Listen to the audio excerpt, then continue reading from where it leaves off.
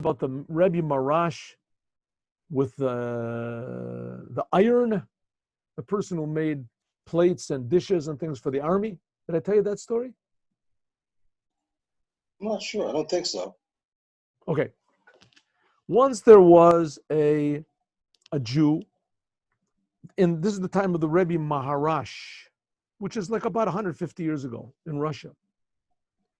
And this Jew, he had a big factory that he made like plates and dishes and silverware from metal. And one day he got a big order, I think they call it a conscription, a big order from the army, the Russian army. Russian army was huge. And he got this job to make pots and pans and cooking utensils and spoons and forks. It was a fortune. Started to make a fortune. But what? He decided he would cut corners a little bit. And so they gave him enough money for, let's say, 100,000 tons of iron. And instead, he put in 95,000 tons of iron. 5,000 tons less, which he overestimated in the beginning, so it would be high quality and everything like that. That's what everybody did. Well, someone informed on him. And one of his enemies or one of his workers, whatever, anyway, informed on him. And he was accused and he was put into prison. And they had to post a very, very high bond. And he went to the Rebbe. I'm sorry, this is not the Rebbe Marash. The story is about the Rebbe Marash, but it was in the time of the Tzemach Tzedek. Tzemach Tzedek is the third Rebbe of Chabad. So we went to the Tzemach Tzedek to get a blessing that the Tzemach Tzedek should save him. But he went to the Tzemach Tzedek, and to his great heartbreak, the Tzemach Tzedek was not receiving the public. It seems that there was some sort of a decree on the Jewish people, and the Tzemach Tzedek had locked himself in his room. He was praying, or whatever he was doing, to help the Jewish people. In any case, he wasn't receiving audience, wasn't giving audience, he wasn't receiving people. So he sat outside and he didn't know what to do. And there were a lot of Jews that were also sitting and waiting with him. And it didn't seem that there was any end in sight. Now, the Tzemach Tzedek had six sons, and one of them, the smallest of them, the youngest, was named Shmuel, and he would become the next Rebbe after his father passed away. But at the time of the story, he was young. I don't know how young he was, 5 years old, 7 years old. And so he used to wander around and play and talk to the people. So he came up to this fellow who had this metal factory, and he said, "Why are you here?" So we told him the whole story. So this is the son of the Rebbe, I can't see the Rebbe. So he told him the whole story. Took him aside, told him the whole story. So he said, okay. So he said, listen, maybe I can help. So he went into his father's room. His father was praying, whatever.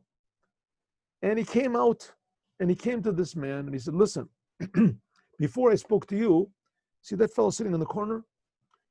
I spoke to him. He's got a big problem. He hasn't got enough money for a wedding for his daughter.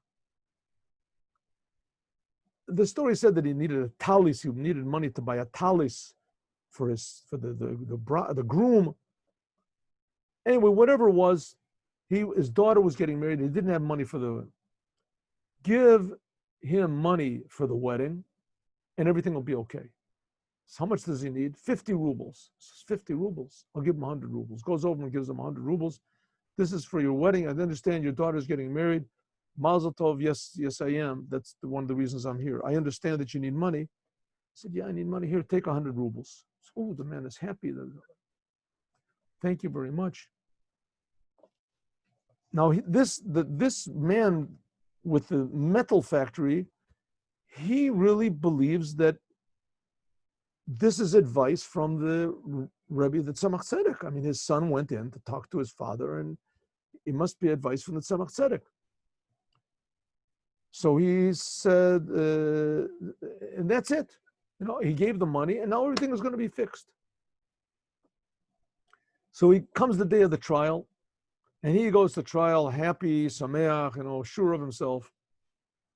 And previously, he had gone to all sorts of lawyers and things like that. No lawyer wanted to take his case.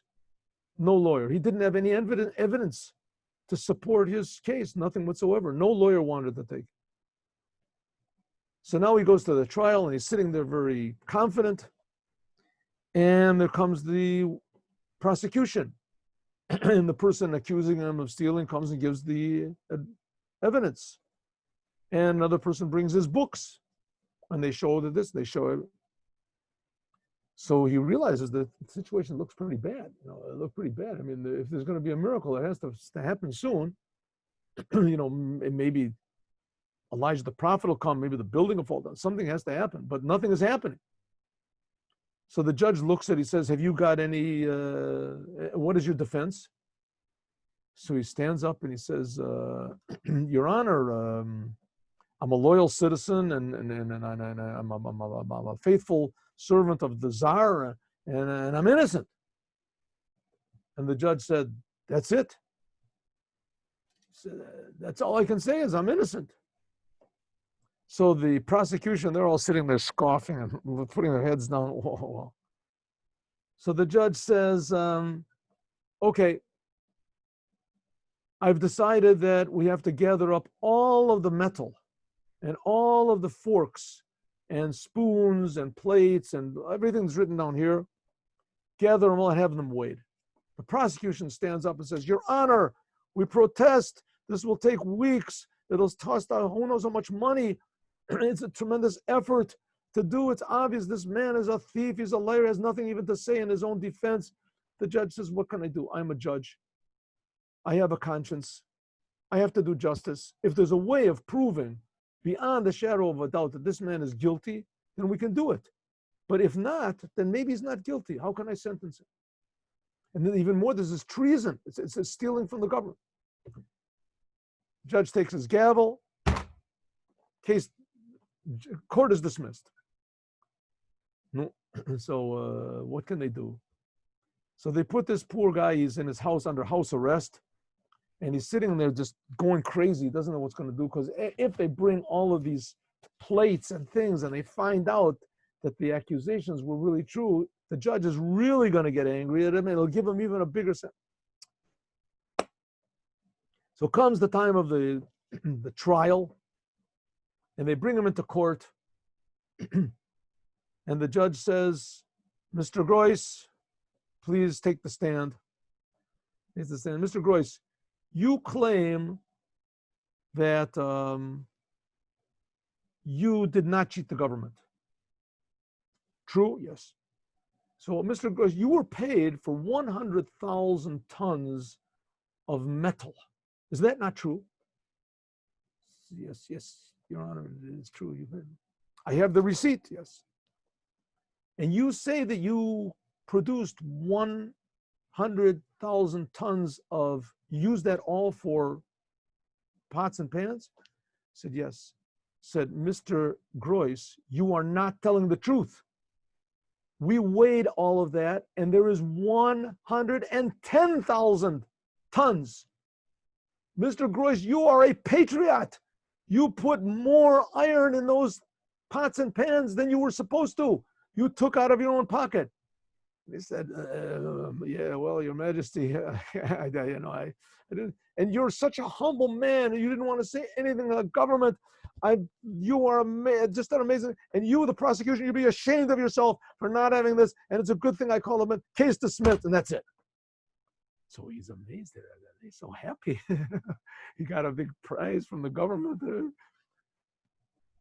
From now on, we'll only do business with you. So he goes back to the Tzemach Tzedek, and by this time, the Tzemach Tzedek is already accepting people.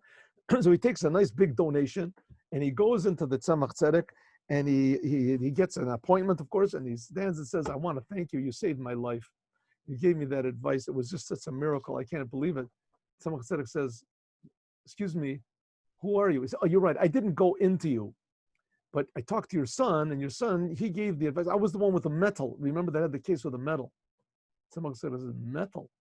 What metal? Which one with the metal? What are you talking? You know, the pots and the pans the government had, this. He said, just 1 second.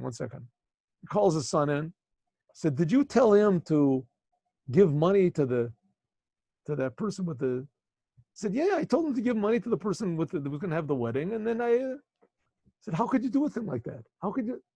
The Rebbe Marash said, I don't know. I just saw that if he would give money to this man that needed it for the wedding, I just saw tons of iron flying in heaven from the side of the scale of guilt to the side of the scale of merit. I just saw it in heaven that it was flying over. So there's the Rebbe Marash, even when he was a little child, he still saw what's going on in the upper worlds and in this world. 3 o'clock is the next class. 3 o'clock. Have a good day, everyone. Toda. Toda.